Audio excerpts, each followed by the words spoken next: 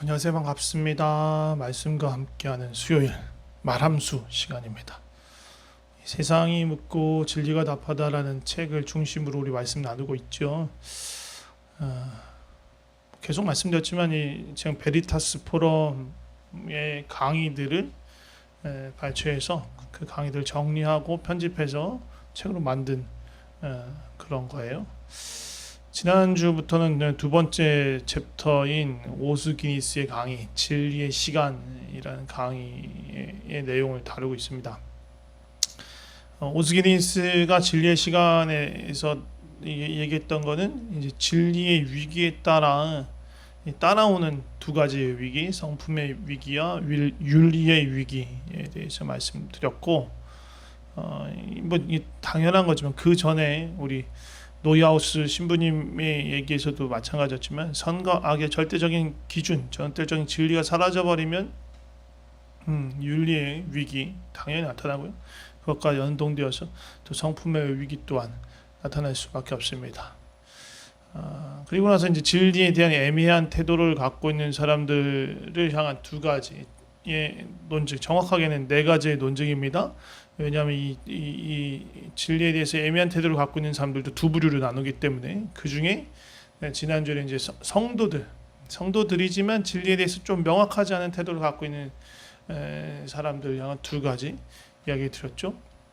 나쁜 믿음과 연약한 믿음이 있을 수 있다. 나쁜 믿음은 뭔가 조건 때문에, 그러니까 정확하게 뭔가 어떤 두려움을 피하기 위해서 믿기로 하는 것, 진리를 받아들이기로 하는 것.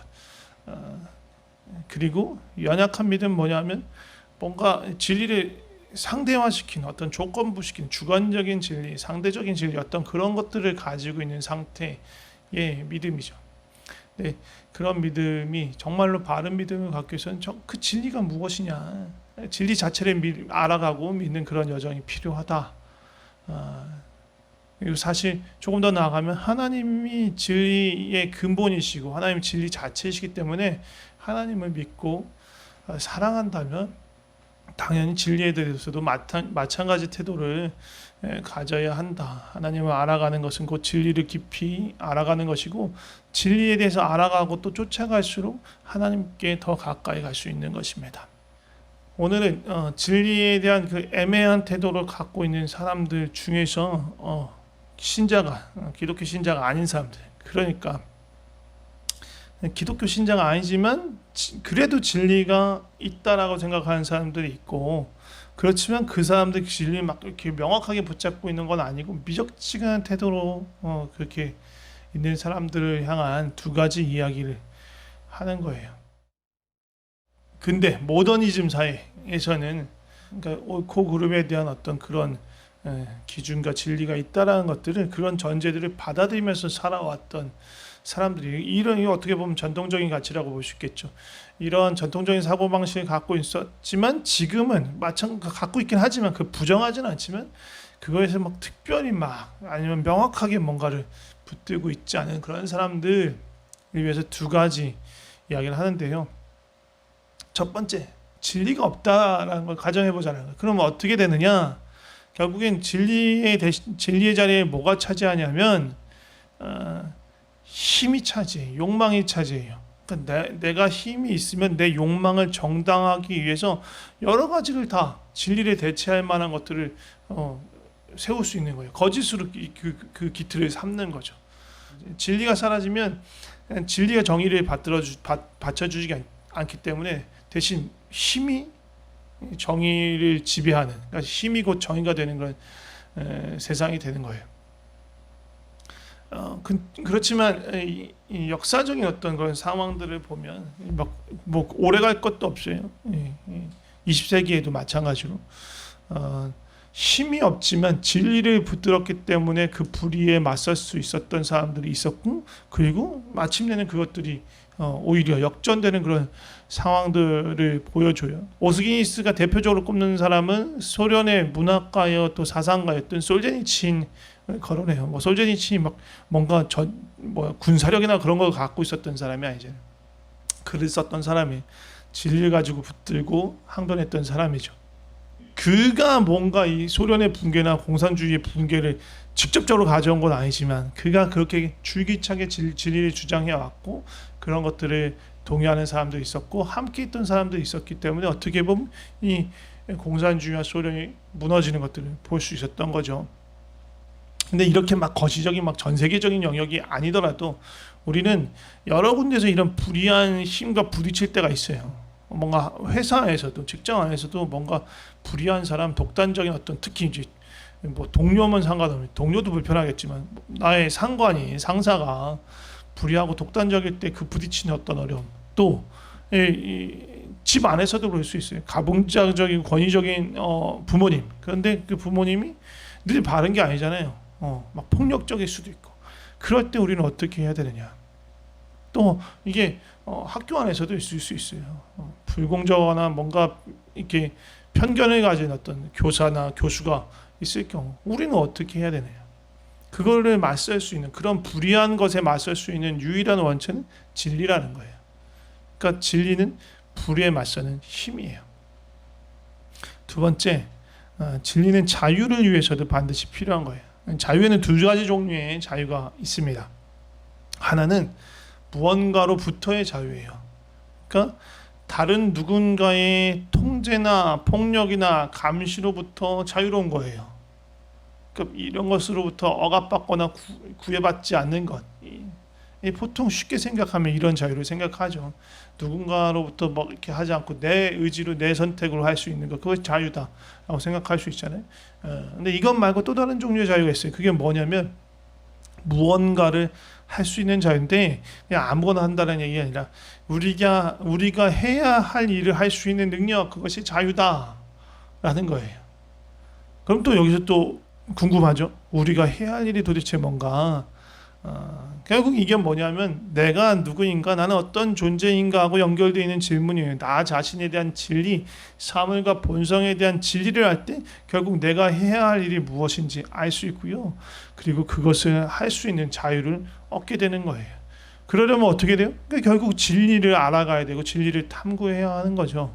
그러니까 꼭 기독교 신자가 아니더라도 우리는 진리에 대해 보다 명확하게 붙들어야 될 필요가 있는 거예요. 불의에 저항하기에 그리고 정말로 참다운 자유를 누리기 위해서 진리는 반드시 필요한 겁니다. 자, 이제 나눌 얘기는 진리 없다라고 생각하는 사람들, 절대적인 진리는 없다라고 말하는 회의주의자, 뭐 상대주의자, 포스트 모더니즘 그런 어떤 사람들을 위해서 어떻게 우리가 대하여야 하나, 뭐 논증이라기보다는 우리의 자세, 우리의 태도라고 말할 수 있을 거예요. 그런 거에 대해서 좀 더 나누려고 하는데요. 첫 번째는요, 상대주의자들을 대할 때 상대주의를 대하라는 거예요. 그러니까 진리가 없다라고 말하는 사람이 진리가 상대적이란 거라고 말하는 거잖아요. 그러니까 이들이 말하는 그것들 자체도 그래, 너희들한테는 그럴 수 있어. 그러니까 다시 말해서 이 사람들이 세상에 절대적인 진리란 없어, 모든 것은 상대적일 뿐이야 라고 말하면 똑같이 그들에게 대해주면 돼요. 그래, 알았어. 그러면 그거는 너에게는 맞을 수도 있어, 너에게는 그 말이 참될 수도 있어 라고 말해주는 거예요. 그러니까 그들이 주장하는 회의주의나 상대주의나 어떤 포스트 모더니즘적인 그런 생각 역시도 진리가 아닐 수 있다라고 얘기해 주는 거죠. 이렇게 할 경우에 뭐냐, 그들의 주장에 대해서 반박하는 건 아닐 수 있어요. 근데 적어도 우리가 그들의 생각에 침식되거나 오염되지는 않을 수 있어요. 그래, 너희들의 생각은 그럴 수 있어라고 해버리면 되니까. 그 다음 우리가 해야 할 일이 있는데 뭐냐면 초월성의 신호를 기다리는 거예요. 이제 초월성의 신호라는 건 피터 버거라는 사회과학자가 사용한 용어인데, 그러니까 뭐냐면 아무리 상대주의자 또 회의론자일지라도 그들의 실제의 삶 속에서는 자기 자신도 모르게 절대적인 무언가를 바라고 또 거기에 기대고 있다는 거예요. 그리고 그것을 스스로 부정하게 될 경우에 좀 자기가 갖고 있었던 모든 세계가 부정되어질 수도 있는 그런 것을 스스로 발견할 수 있다는 거예요. 특별히 스스로의 삶에 대해서 또 자신의 생각이나 사고에 대해서 진지한 사람일 경우에 그렇게 발견할 수 있는 가능성이 커요. 그래서 오스기니스가 일례로 W.H. 오든이라는 영미권의 시인, 20세기 위대한 시인 중에 하나래요. 우리는 잘 모르죠. 느낌이 없죠. 저도 잘 모르는데 처음 들었어요. 그 오든의 이야기를 얘기합니다. 이분이 이제 영미권 시인이니까 영국에 아마 살았던 것 같아요. 네, 1930년대 후반 아직 2차 세계대전이 시작하기 전이었는데 그 당시만 해도 어쨌든 계속 유럽 정세가 불안정하고 했으니까 미리 이제 미국으로 이제 도미한 거예요. 미국에 와서 살기 시작한 거 정착했던 거죠. 근데 이제 1939년에 2차 세계 대전이 발발합니다. 그리고 2달 정도 지난 시점에서 이분이 어떤 다큐멘터리 극장. 그 당시에 뭐냐면 우리 지금 이제 TV도 있고 지금 유튜브도 있고 막 그러니까 뭔가 세계에서 여러 가지 일어나는 상황들을 바로바로 알 수 있죠. 지금 뭐 엄청나죠. 지난번 지금도 계속 진행 중이지만 러시아 우크라이나 전쟁 같은 경우도 거의 실시간으로 상황을 볼 수 있었잖아요. 근데 당시는 그러지 않았어요. 그런 어떤 세계의 여러 나라의 어떤 상황들을 필름으로 담아서 그걸 편집해서 다큐멘터리로 해서 우리가 뉴스 접하들이 일주일에 한 번씩 이제 새로운 걸 가지고 와서 보여주는 그런 형태의 다큐멘터리 극장이 있었고요. 이 오든이라는 이 시인이 그 다큐멘터리 극장에 들어간 거예요. 근데 그때 보여줬던 게 뭐냐면 독일 나치가 폴란드를 침공했던 그 뉴스를 보여줬어요. 근데 문제는 오든이 갔던 그 극장에 독일계 사람들이 꽤 많이 있었던 거예요. 그래서 이 독일 나치가 잔인하게 이 폴란드에 들어가서 남녀노소를 불문하고 막 총검을 휘두르면서 막 하는 그런 장면을 봤을 때 그 독일계 사람들이 막 흥분하면서 죽여라 막 외치는 그런 소리를 들은 거예요. 너무 충격적인 사건이었어요, 이 사람한테. 그러면서 이때의 경험이 이 오든이 붙들었던 그 세상을 완전히 뒤집어 버리게 됩니다. 그 전까지 오든은요, 성선설, 그러니까 인간은 본성이 기본적으로 선해라는 믿음을 갖고 있었거든요. 근데 이걸 보고 달라진 거예요. 정말로 사람 안에는 악한 무엇인가 있구나. 근데 그 악함을 규정하려면 기준이 필요하잖아요. 근데 그 전까지 오드는 상대주의적인 생각을 갖고 있었단 말이에요. 절대적인 건 없어. 그러니까 그렇게 말하면 이것을 악이라고 말할 수 없는 자신을 보는 거예요. 와, 이 히틀러와 그 나치들이 행하는 이런 정말 만행은 정말 악한 건데 절대적으로 악하다는 걸 어떻게 보면 직관적으로 아는데 그걸 스스로는 악이라고 말할 수 없는 거예요. 자기가 상대주의적인 입장을 갖고 있으니까 내가 악이라고 주장한 것도 나한테만 악인 거지. 이건 다른 사람 기준은 악이 아닐 수도 있어라고 밖에 설명할 수 없는 거예요. 자기 스스로가. 그게 아니구나.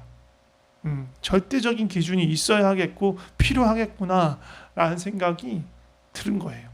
그래서 그 이후로 오드는 이 절대적인 진리가 무엇인가, 어떤 거 있을까라는 것에 대해서 찾는 사람이 되었고 결국 마침내 믿음을 갖게 되었어요. 그러니까 우리가 상대주의자들, 회의주의자들을 대할 때 어떻게 해야 되냐면 그들한테 일단 휘말릴 필요 없어요. 그 사람들이 막 뭐라고 말하든 막 무슨 말빨로 뭘 이렇게 막 선동을 하든 그래 우리 똑같이 방법을 대하면 그래 너희에게는 그럴 수 있어. 그래 그건 너희는 그렇게 믿어 괜찮아. 근데 이게 막 비아냥거린 태도로 하면 안 돼요.